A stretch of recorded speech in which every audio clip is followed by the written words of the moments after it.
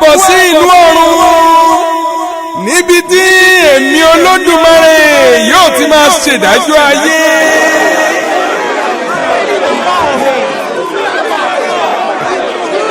ẹ má tira yín o, ẹ má tira yín o, ọ̀run lẹ́wà yó téèyàn bá tiyàn bíi ká tó wí yóò ti bá rẹ̀ lọ́rùn àpáàdé o.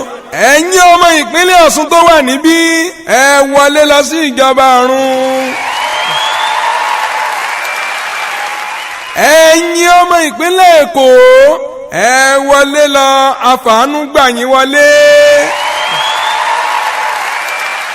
ẹ̀yin ọmọ Ògùn, ẹ̀yin Ìjẹ̀bú, bó tilẹ̀ jẹ́ pé ẹ máa ń fagbọ́n pawọ́dà díẹ̀díẹ̀, asá àgbà yín wọlé bẹ́ẹ̀ bẹ́ẹ̀. ẹ̀yin Èkìtì, ẹ̀yin náà àfàánú gbà yín.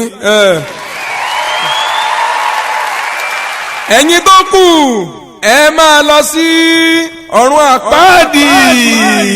Olúwa mi, àwọn ọmọ Ìbàdàn ń kọ́ èmi ò mọ̀ ohun tí mo wí ni wípé ẹ̀yin tó kù ẹ máa lọ sí ọ̀run àpáàdì.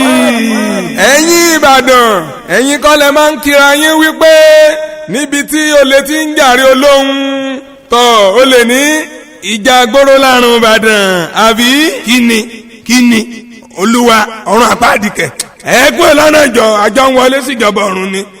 ẹ̀yin ọmọ Ìbàdàn, ẹ̀yin ọmọ Ìbàdàn, ẹ sì gbé wá yín dọ́run.